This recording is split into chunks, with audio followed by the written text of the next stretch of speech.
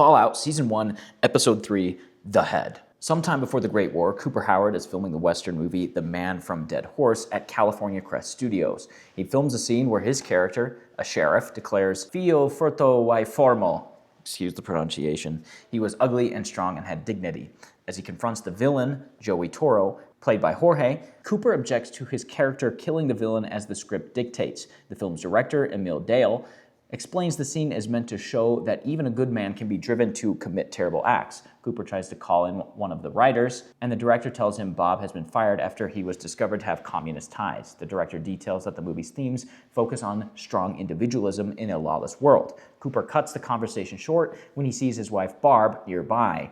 She gives him a piece of lavender taffy, which he finds disgusting. Barb gives Cooper his costume for a photo shoot, and they cheerfully head towards the trailers with their daughter Janie, who races her father there. In the present day, the ghoul inspects Wilzig's headless corpse with CX-404. He starts coughing and downs a vial containing an unknown chem to ease his symptoms. They both leave to look for the missing head, following Lucy's footprints. Lucy wanders through the wasteland carrying Wilzig's head. Inspecting the head by her campfire, she notices a pulsating blue bead in the skin behind the ear, which shocks her when she tries to touch it. She sticks a tracking chip in the head just in case. The next day, Maximus assesses his damaged power armor, removing a critical broken module. The voice of Petty Officer Shortsight of the Brotherhood of Steel comes through their armor's radio transmitter and questions Knight Titus for missing his scheduled check-in. Unaware that Maximus had left Titus to die and taken his armor, Maximus takes advantage of this and the fact that the T-60 has a modular to disguise his voice. Impersonating Titus, Maximus reports having been killed by an abomination and claims his squire was killed in battle. Shortsight insists on sending a replacement squire, causing Maximus to panic and destroy the transmitter. He leaves behind the armor to search for a mechanic to repair the broken module. In the Philly market, the residents are recuperating from the ghoul's shootings. Maximus finds a mechanic who demands 5 caps to repair the piece. Maximus only has 4, hence he sells one of his teeth to pay for the rest. The mechanic briefly welds the piece and takes his money. Returning to the armor, Maximus finds scavengers trying to steal it. They beat him up and manage to open the armor. Maximus returns for a second round. This time, sticks his arm in the sleeve of the armor, using it to crush the head of the scavengers' leader, Tom. The others flee while Maximus sees a Vetabird arrive with his new replacement squire. To his shock, his squire is Thaddeus, his main Brotherhood bully. He hastily reattaches the repaired piece and puts on the armor before Thaddeus greets him. Maximus also contemplates crushing Thaddeus's head, but the latter begs for his life and swears his loyalty to him. Maximus decides to make Thaddeus his personal manservant instead. Thaddeus reports that whoever finds a target will control the wasteland, and they are to kill anyone on their path to find it. Lucy navigates Hollywood Boulevard, which has become a flooded lake. She has a tender moment feeding a fawn before it's suddenly dragged into the radiated lake by a mutant gulper. The gulper also steals the head and swallows it. As Lucy prepares to dive into the water to chase after it, the ghoul sneaks up behind her and draws a gun on her. He pistol whips her and rifles through her backpack with no success, but quickly realizes from wet mud nearby that the gulper has the head. Chet mourns Lucy's departure. He and Norm are punished for helping Lucy escape by being reassigned, with Chet lamenting he has lost his identity without his job as the gatekeeper. The council struggles to decide where to place Norm, since he has shown equal apathy in every job he's ever had, but they eventually settle on having him serve food to imprisoned raiders. Maximus enjoys ordering Thaddeus about with difficult and inconsequential chores, such as climbing a tree to pick a non-existent apple. As they travel, Maximus talks about being prevented from following Lucy and Wilzig by the ghoul. Thaddeus assumes he killed the ghoul according to the Brotherhood's policy against mutants, but Maximus says the ghoul is alive. Thaddeus interprets this to mean that Maximus allowed the ghoul to get a head start to lead them to Wilzig. Thaddeus begins tracking the ghoul's radiation trail. They later find Wilzig's headless corpse. Maximus deduces that this head is the true target and falsely assumes the ghoul is responsible for decapitating Wilzig. Thaddeus claims that the Brotherhood will someday eradicate every last one of those freaks. Thaddeus refills Maximus' water bag and reminisces about his childhood growing up on a fly farm. At Titus's urging, he admits that he used to beat up Maximus because he also was beaten up as a young recruit and regrets that Maximus didn't live long enough to find someone to beat up himself.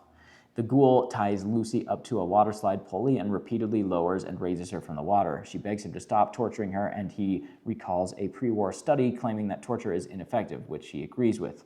Lucy questions why he is torturing her if he believes that. He clarifies that he is not torturing her, but using her as bait to lure the gulper back. The bait successfully lures the gulper, and it emerges, but the ghoul cannot suppress it, and it attempts to swallow Lucy. Lucy beats the gulper with the ghoul's saddlebag to defend herself, and it eventually retreats. The ghoul opens his bag and realizes his supply of vials have been destroyed. Furious, he yells expletives at Lucy, and she snaps at him for his cruelty, bringing up the golden rule.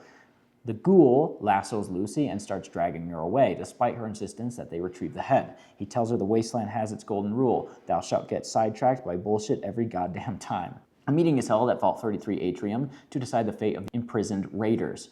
Woody suggests they educate and gradually integrate the raiders into Vault society, which most of the dwellers agree with. In particular, Davy offers to teach the raiders Shakespeare and Marlowe. At the same time, Marianne, the Vault scholar, insists on teaching them morals first in the form of Kant and Mill. And a third dweller offers to teach calculus. Meanwhile, the suggestion does not sit well with Norm or Steph. Scoffing at the thought of educating the raiders, the council calls out Norm, who suggests they simply execute the prisoners, but the idea is shot down. Just then, an engineer comes in, saying he has bad news to deliver in private. Woody and Reg make him tell the entire assembly despite his reservations. The engineer announces that the Vault's water chip is broken, and without it, the Vault's water supply will last less than 2 months. The residents begin to panic, and the meeting is adjourned. Steph, whose husband Bert was killed by raiders, quietly tells Norm she agrees with this idea. Maximus and Thaddeus track the ghoul's trail to the lake, which apparently leads into the water. It dawns on Thaddeus that the trail may be mixed up with a different abomination as the gulper attacks them. Maximus orders the less protected Thaddeus back to the shore while he shoots the gulper, but misses all of his shots. The gulper lunges from the water and attacks Maximus, but is wounded by a gunshot from Thaddeus. Angered, it crawls onto the shore and attempts to swallow Thaddeus. Maximus pulls him out, causing the gulper to regurgitate its stomach's contents. They see CX-404 licking the regurgitated head nearby and celebrate their success. The ghoul marches Lucy through the desert, and they walk through the ruins of California Crest Studios.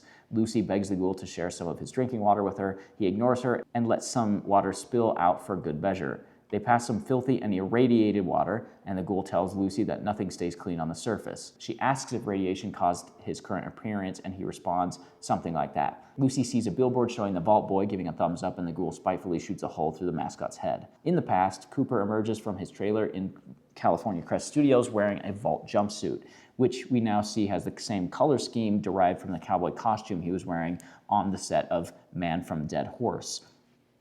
He arrives on the set for a photo shoot where Barb, who works as a Vault Tech Corporation executive, has asked him to shoot some advertisement for the company to give them a celebrity endorsement, meeting junior executives, George Yaffe, and Sarah Clements in the process. Before the shoot begins, Cooper asks the executives whether the Vault jumpsuit are radiation proof. They shoot glances at each other before hastily saying yes. During the shoot, Cooper decides on a whim to give a thumbs up for some of the pictures, and one of the Vault Tech's employees agrees, indicating the Vault Boy will be modeled after Cooper.